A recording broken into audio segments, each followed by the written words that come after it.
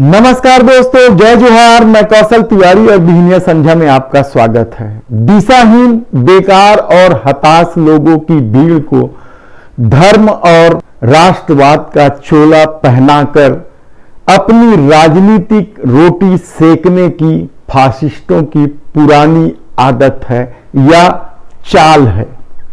इस चाल में फंसकर लोगों ने न केवल अपना नुकसान किया है बल्कि देश और समाज का भी नुकसान किया है।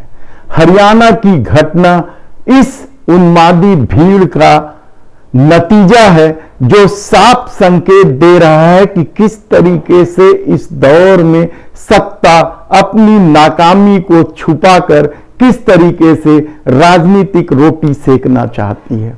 हरियाणा यानी डबल इंजन की सरकार। डबल इंजन की सरकार क्या सचमुच ट्रबल इंजन हो गई है? क्योंकि मणिपुर में जिस तरीके से हिंसा की आग फैलाई गई वह हैरान कर देने वाला है कि कोई सत्ता कैसे अपने ही राज्य को इस तरीके से बर्बाद करने पर आतुर है। यही बात हरियाणा में भी लागू होने लगी है और बेशर्मी तो इस हद तक बढ़ गई है कि सत्ता वही रटे रुटाए डायलॉग मार रही है। प्रदेश के मुख्यमंत्री मनोहर लाल खट्टर ने कहा कि हिंसा की साजिशकर्ताओं की पहचान की जा रही है, दोषियों को बख्शा नहीं जाएगा। हिंसा की साजिश में शामिल उपद्रवियों से ही नुकसान की भरपाई होगी। इस दौर में फासिस्टों की यह नई परिभाषा है कहा जाए तो गलत नहीं होगा, लेकिन इससे भी बड़ी बेशर्मी की बात यह कही कि हर व्यक्ति की सुरक्षा सरकार नहीं कर सकती, तो फिर सरकार में क्यों हट क्यों नहीं जाते। यह आम प्रतिक्रिया अब सामने आने लगी है कि यदि सत्ता ही यह कहे कि वह अपने हर नागरिक को सुरक्षा नहीं दे सकता तो फिर ऐसी सत्ता का क्या मतलब।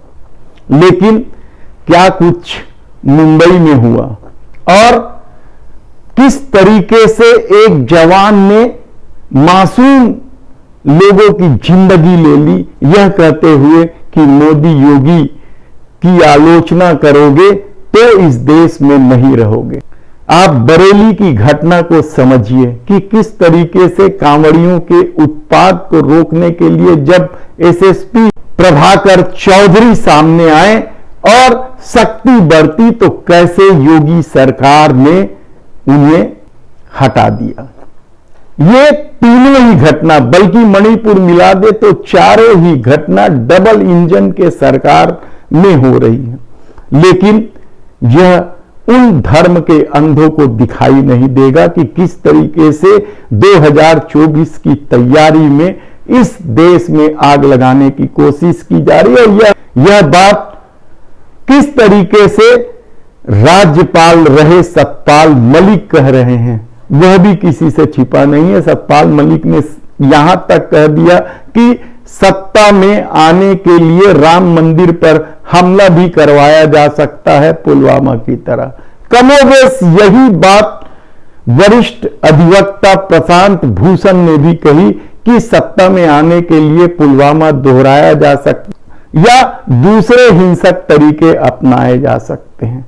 आखिर किसी सत्ता पर यह आरोप क्यों लगता है? इससे पहले जितनी भी सरकारें रही हो, किसी सरकार पर इस तरह के आरोप नहीं लगे कि वे सत्ता में वापसी के लिए किसी राज्य या देश को जला दे। तब यह आरोप यदि सिर्फ मोदी सरकार या डबल इंजन के सरकारों पर लग रही है तो क्या इसका जवाब नहीं ढूंढना चाहिए? आज एक महत्वपूर्ण सवाल हम आपके सामने रखने वाले हैं जिसे हम आखिरी में बताएंगे। और हम यह नहीं कहते राजा विक्रमादित्य या वेताल की कहानी की तरह, यदि आपको जानकारी होने के बाद भी यदि आप उन सवालों का जवाब नहीं देंगे तो आपका सर फट जाएगा।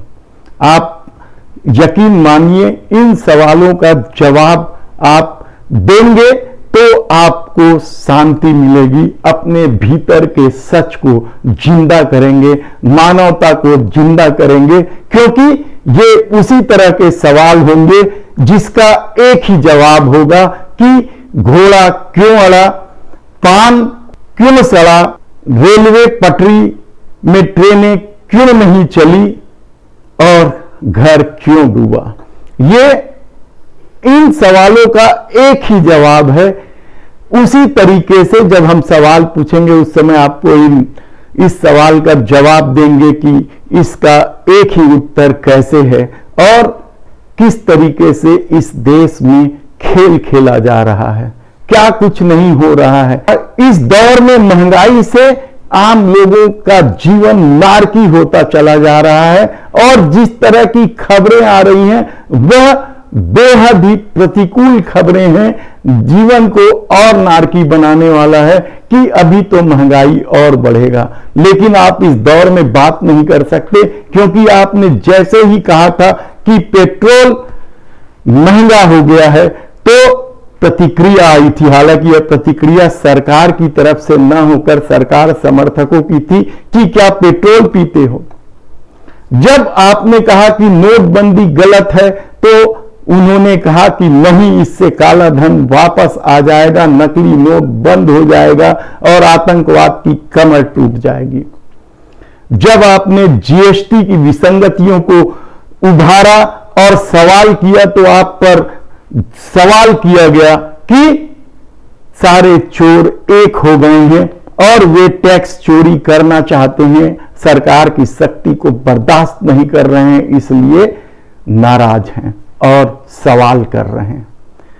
अब जब टमाटर महंगा हो गया है तो वही लोग यह कह रहे हैं कि टमाटर ज्यादा खाने से पथरी होता है और दुनिया भर की बीमारी बता रहे हैं और यहां तक भी सलाह दे रहे हैं कि कुछ दिन टमाटर मत खाइए, कीमत खुद ब खुद घट जाएगी। जीरा का भी रेट बढ़ा है, हर चीज का रेट बढ़ा है, क्या क्या चीज आदमी छोड़ दे। क्या इनका जवाब उनके पास है? शायद नहीं होगा, लेकिन सत्ता चाहिए। इसलिए झूठ और अफवाह के सहारे नफरत के जो फसल बोए गए हैं, हालांकि राहुल गांधी ने इसे कैरोसिन बताया और बहुत सारे लोग इसे नफरत का बारूद बता रहे हैं, पेट्रोल बता रहे हैं, वह जो फैलाया गया है उसकी परिणति अब सामने आने लगी है और किस तरीके से बेरोजगारी से हताश युवा भीड़ में तब्दील होकर हिंसक गतिविधियों में शामिल हो रहे हैं। उन्हें धर्म और राष्ट्रवाद का चोला पहनाया जा रहा है ताकि अपनी कमजोरियों को छुपाया जा सके। लेकिन क्या देश इसी तरीके से चलता है? क्या किसी एक वर्ग को, एक समाज को, एक धर्म के लोगों को किनारे करके कोई देश तरक्की कर सकता है? सबसे पहला महत्वपूर्ण सवाल तो यही। लेकिन सत्ता के लालची भेड़िए इस बात को मानने को तैयार नहीं है। उन्हें लगता है कि सत्ता हमारी बने रहे, सत्ता का सुख हम ही देते रहें, जो उन्मादी भीड़ है उन पर कार्रवाई कर दिया जाएगा। सुप्रीम कोर्ट ने हरियाणा को लेकर सवाल भी उठाए हैं, सवाल पूछे हैं, देखना है उसकी सुनवाई जब 4 अगस्त को होगी तो क्या कुछ होगा। हालांकि 4 अगस्त को राहुल गांधी के मानहानि केस का भी फैसला होना है, कहा जाए तो गलत नहीं होगा। क्या कुछ होता है हम बताएंगे, लेकिन जो सवाल हमने आपके सामने उठाए हैं उन सवालों का एक ही जवाब है कि पान क्यों सड़ा, घोड़ा क्यों अड़ा, पानी ज्यादा था। उसी तरीके से इस दौर में एक सवाल और उठने चाहिए और उसका एक ही जवाब है। यदि आपको जवाब मालूम है तो प्लीज कमेंट्स बॉक्स में उसका जवाब जरूर दीजिएगा, क्योंकि यह आपके भीतर के इंसानियत को भी जिंदा करता है। मणिपुर में आग किसने लगाई? हरियाणा में हिंसा किसके इशारे पर हुई? मुंबई की ट्रेन में जवान ने गोली या किसके सोच को ध्यान में रखकर चलाई? या बरेली में दंगा रोकने वाले एसएसपी आखिर प्रताड़ित क्यों हुआ? इन सारे सवालों का एक ही जवाब है और हम उम्मीद करते हैं कि आप अपने भीतर की आदमियत को जिंदा बताने के लिए इस सवाल का जवाब जरूर देंगे। धन्यवाद।